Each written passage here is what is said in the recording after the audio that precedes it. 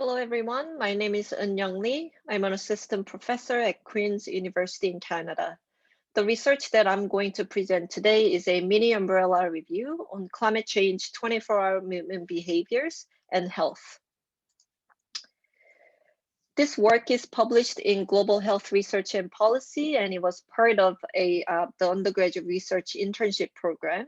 So if you want to know more about this work and want to read the full text, you can use the link provided on this slide.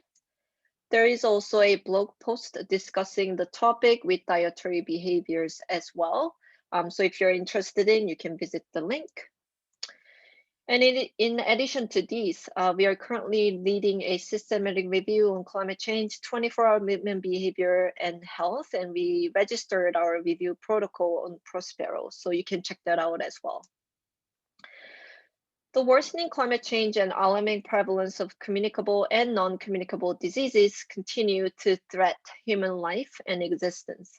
In this regard, recent public health discourse suggested that our efforts to tackle climate change can be coupled with health promotion efforts, and we call this dual benefits.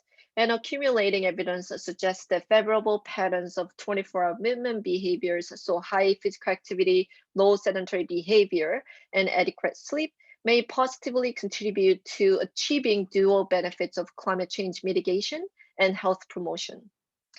So the purpose of this mini umbrella review was to summarize the most up-to-date, high-level evidence exploring the relationship between climate change, 24-hour movement behavior, and/or health, and if possible, elaborate on the mechanisms linking the three variables of interest. We followed the PRISMA guidelines, and eligibility criteria included the following. So we only included systematic reviews touching on the topics of climate change, movement behaviors, and/or health in any directions. We conducted our literature on PubMed and Google Scholar between March and October 2020. Key terms included the following. From 8 reviews included in this umbrella review, a conceptual framework of directionalities and pathways between climate change, 24-hour movement behaviors, and health is generated. So in this diagram at the top, green box indicates climate change, and below, indicators of climate change that act as both causes and consequences mentioned in each review are outlined in gray boxes within green boxes. And below on the left side, indicators examined in 6 reviews are described by communicable diseases and other health outcomes. And on the right side, there are 3 24-hour movement behaviors, namely physical activity, sleep, and sedentary behavior are described. And at the very bottom in the blue box, population groups that are identified as particularly vulnerable are described. And as you can see from the legend on the far right side, right here, the directions and strength of evidence are described using arrows, which indicates the direction, and colored lines. So blue lines indicate favorable associations, while orange lines indicate unfavorable association. Thick solid lines indicate consistent associations, so based on more than 2 reviews, while thick dotted lines indicate suspected associations based on 1 review. And narrow dotted line indicates speculated but largely unknown associations. So for example, between climate change and sedentary behavior, there's a suspected unfavorable associations. Between climate change and sleep, there's a negative consistent associations.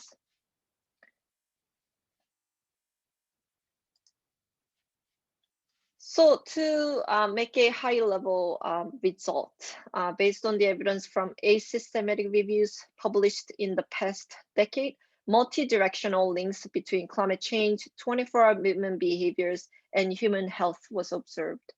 So between climate change and health, there appears to be a general consensus that climate change is expected to negatively impact various aspects of health, specifically unidirectional, bidirectional, and U-shaped associations were observed between climate change and varying health outcomes.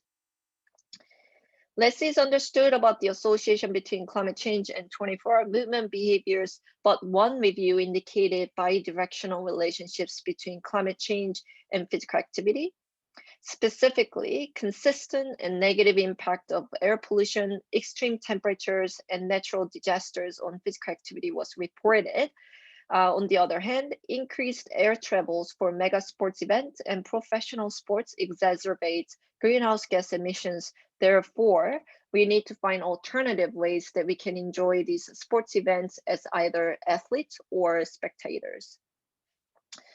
Two reviews suggested the negative impact of temperatures and natural disasters on sleep, and no reviews examined the relationship between climate change and sedentary behavior, but unfavorable association between climate change, air pollution, specifically, and increased sitting time was mentioned in two independent studies within one review included in our review.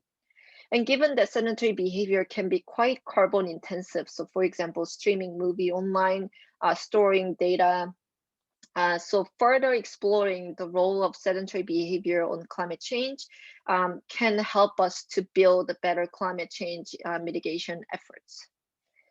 And finally, no reviews examine the mechanisms by which climate change, 24-hour movement behaviors, and health influence one another.